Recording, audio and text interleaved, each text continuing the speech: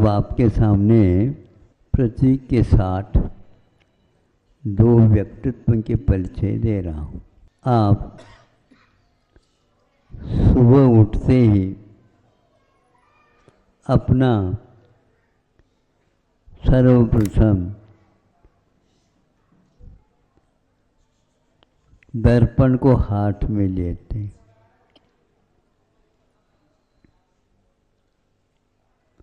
दर्पण में इस खूबी के साथ आपको अन्य कहीं भी जाओ उस दृश्य को कोई भी नहीं दिखा सकता।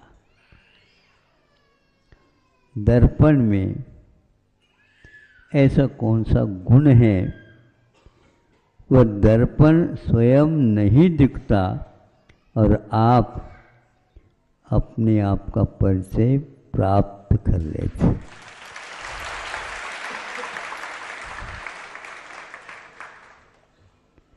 कहीं भी जाओ, किसी भी दुकान में जाओ, मौलिक वस्तु देने के संकल्प भी कर लो, करोड़ों रुपए दे दो, अरबों दे दो, सब कुछ दे दो, लेकिन अपनी छवि, अपना स्वरूप देखने का सौभाग्य कहीं भी नहीं मिलता और दर्पण से हमें उपलब्ध होता है। आखिर दर्पण में क्या है हमें बताओ? वो यह है, एक कांच है वो, और ये कांच में हम क्यों आ गए और हम देख रहे हैं उसकी ओर और हमें मिल रहा है अपना मुख अपनी ओर। ये भी एक उल्टा काम है। दिखना तो उसमें यूं चाहिए था, यूं न देख करके हम उसकी ओर देख रहे हैं, तो वह बदले में आपके लिए पुरस्कार ये दे रहा है, ये ले लो।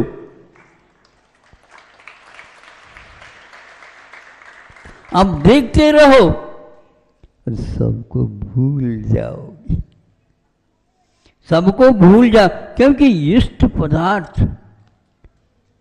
अपने को उपलब्ध हो रहा है। और उस कांच में क्या परिवर्तन हुआ? और कुछ नहीं, पीछे बाजू को वह केसरिया रंग या सिंदूर आदि का लेप कर रखा है। जो ही उसको हम लेप को निकालते हैं, आप गायब हो जाएंगे। वह इन दोनों प्रतीकों के माध्यम से हम प्रतिदिन का जो देव दर्शन है, इसका महत्व, उसका मूल्य और अनमोल, दुर्लभ और अन्यत्र अशक्य कभी भी उपलब्ध नहीं हो सकेगा।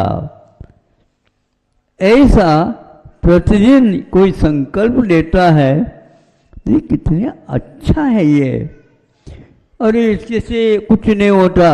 आचार्यों ने कहा, जिन बिंब दर्शन से अपने आत्मा का ज्ञान होता है, अपने स्वरूप का बोध होता है, अपने दोषों को हम अपनी आंखों से देख करके जल्दी जल्दी उस कालिमा को मिटाने के लिए हाथ तो काम करने लग जाते हैं, पूर्ण नहीं मिटाते, दूसरी चीज के द्वारा उसको निकालने का प्रयास करते हैं, क्योंकि मेरा स्वरूप तो अलग है, मैं दिख रहा हूँ कुछ अलग है, इसलिए साफ सुथरा हो जाता है और लगता है कि मैंने आज अपने आप को पाया।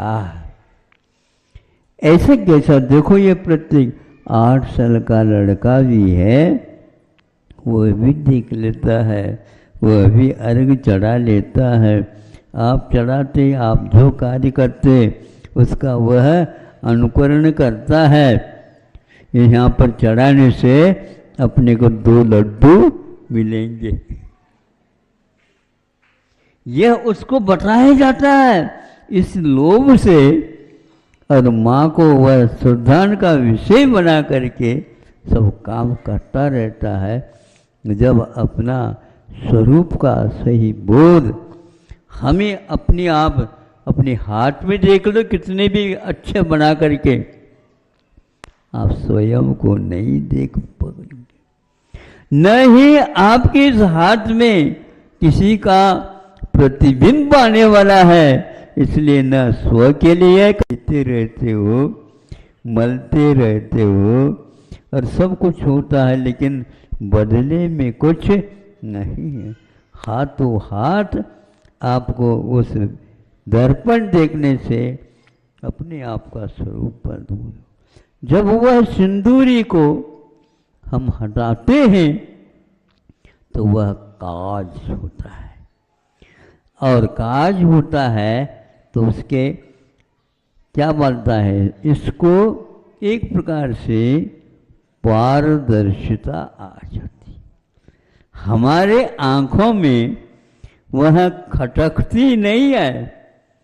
नहीं समझे, दर्पण के कारण हम पारदर्शिता से वंचित रह गए थे, और इस काज के माध्यम से उसके पार भी दूर पार तक देखते जाओ, उस पार का कोई अंत नहीं रहता। फिर भी ये काज से हम उस ओर जा रहे हैं, सूक्ष्म से सूक्ष्म को भी हम स्थूल रूप से देख रहे हैं। यह शुद्ध परमेष्ठियों का दर्शन का लाभ है। ये मिलता ही नहीं, दिखने में नहीं मिलेगा, लेकिन उस कांच के माध्यम से हम पारदर्शिता के साथ उसको भी देख रहे हैं। वह अतीत को भी दिखा देता है। दर्पण में सुनते हैं, अतीत का नहीं दिखता, व्यतीत का नहीं दिखता, और बाद में जो होने वाला वह भी नहीं दिखता। समोसर में जाओगे, 7 इधर के भाव और 7 उधर के भाव, और वर्तमान को तो देख ही रहे हैं। ये समूह शरण की महिमा है। अभी तो हम दर्पण के द्वारा ही अपनी प्यास को बुझा लें, और जब वो भी मिलेगा तो वो भी देखने को उपलब्ध होगा। और ऐसा भी वहाँ पर मिल सकता है कि यदि मान लो उसी भव से मुक्त होना है तो इधर के भी साथ इधर भी के साथ नहीं, क्योंकि उनका अस्तित्व ही नहीं है। इसलिए केवली भगवान अथवा तीर्थंकरों की जहाँ पर तालाब वगैरह बने हुए वहाँ पर भी देख सकते हैं, वहाँ पर भी बिंबों का दर्शन होता है। भविष्य में कितने भाव लेना है उसका भी बोध होता है संख्या के साथ। यह विचित्र सा लगता है, यही उनकी साधना का फल उन्हीं को नहीं मिल रहा है। उस साधना का फल अपने को भी मिल रहा है, और वो कहता है भैया इसके बदले में पैसा दे दो। पैसे, वो तो पैसे मैं हैं, उनको अब उन पैसों से कोई भी मतलब नहीं। फिर भी उनको प्रसन्नता इसलिए है कि आप लोगों को भी यह सुंदर रहस्यमय चित्र कम से कम देखने को उपलब्ध हुआ। अब आप ही बताओ, जिनबिंब दर्शन करना कितना बड़ा लाभदायक होता है बताओ। यदि होता है तो उसको अपने बच्चों को भी कहो, और अपने भी इसमें ज़्यादा समय लगा दो, ताकि जितना देखोगे उतना ही आनंद का अनुभव होता है। यहाँ तक कि धारणा प्रयोग में आचार्य समय से अपने कुंद भगवान ने समय सार में लिख कहा है कि देखो, जब प्राथमिक दशा में मुनि महाराज साधना करते हैं उस समय बिंब की अवधारणा कर लेते हैं। जैसे बिंब में आप उसको आकार दोगे वही आकार और आकाश में भी वह स्थापित करके हम उस दृश्य को देख करके उनकी साधना के बारे में, उनकी भी जो धारणा पहले उन्होंने की थी उसके बारे में समझ सकते हैं कि हम भी इस प्रकार कर सकते हैं। और नीचे न रख करके एक प्रकार से आसमान में उन्होंने इसका दृश्य दिखाया। आसमान ने क्यों दिखाया? यहाँ पर दिखाते तो बहुत अच्छा होता, नहीं, आसमान में तो कोई दूसरा और दृश्य नहीं दिखेगा, केवल आसमान तो देखने योग्य है ही नहीं, उसको क्या, एकमात्र वही बिंब दिखता है, उसके माध्यम से वह रूपस्थ आदि ध्यान करने की यह परंपरा आज की नहीं, पहले चतुर्थ कुल काल में भी होती थी। जीवन पर्यंत इस प्रकार उदाहरणों के साथ अपनी साधना को अंत तक पहुंचा देते थे। प्रत्येक कार्य हम या तो उनको मनोरंजन के लिए ले लो, या शरीर के संवर्धन के लिए ले लो, या शरीर के संस्कार के लिए ले लो, होगा। और वही यदि माँ हम इस प्रकार की अवधारणा बनाते हैं तो ये भान नहीं रहता कि मैं किसी आसन पर बैठा हूँ या बिना आसन का भी रह रहा हूँ। यह बोध कब होता है? अभ्यास करते करते चले जाओगे तो हम जिस प्रकार धरती पर बैठ सकते हैं, धरती से ऊपर भी हम जा कर के बैठ सकते हैं, क्योंकि बैठना और खड़े होना ये आत्मा का स्वभाव नहीं होता है। ये बोध धीरे धीरे होने लग जाता है। आचार्य समंतभद्र महाराज जी ने श्रावकों के लिए उद्बोधन करते हुए ऐसे प्रयोग बताए हैं। पूज्यपाद स्वामी ने या और कोई महाराज ने इष्टोपदेशादिक ग्रंथ लिख करके उसमें इस प्रकार के अवधारणाओं के बारे में हमें उपदेश दिया है। उसका प्रयोग करना चाहो तो कर सकते हो, लेकिन इस प्रकार के प्रयोग के लिए भी आपका शरीर संतुलित होना आवश्यक है। यदि उसमें किसी प्रकार की कमी हो तो आप लुढ़क जाएंगे और आप ऊँघ जाएंगे, नहीं समझे झटका आएगा, नहीं समझे दर्द करेगा। इन सबको भूलना आवश्यक है। इसलिए आचार्यों ने कहा देह के प्रति ममत्व का त्याग करो और कायोत्सर्ग करो। काय का उत्सर्ग है, काय मिले शरीर के प्रति ममत्व का त्याग करो। आधा घंटे के लिए हम हिलेंगे नहीं, डुलेंगे नहीं। हिलना डुलना क्यों होता है? इसके प्रति मोह रहता है, इसलिए होता है। अभी से अभ्यास करना प्रारंभ करो, जब प्राणांत होंगे उस समय पर ये काम में आएगा। नहीं तो वहाँ पर जाने के उपरांत आपको रोना ही रोना मिलेगा, कोई भी उत्साह नहीं मिलेगा।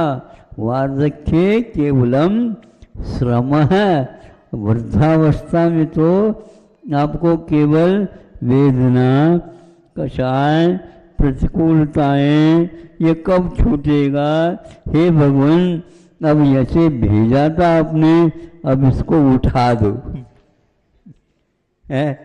4 व्यक्ति तब उठाते हैं और सब मृतक बनेंगे, समझे? हाँ, आपको उठाया जाएगा, लेकिन कब? जब मृतक बनेंगे। तो अर्ध मृतक सम बूढ़ापनो, इसलिए कहते हैं जब मृतक अवस्था होने के उपरांत तो अचेत अवस्था होगी, किंतु उससे पूर्व में अर्ध मृतक सम बुढ़ापा आने वाला है। अभी जवान खूब नाच कर रहा है, जब बूढ़े हो जाओगे तो मालूम पड़ेगा क्या होता है। उस समय आपके पास कोई भी आना नहीं चाहेगा।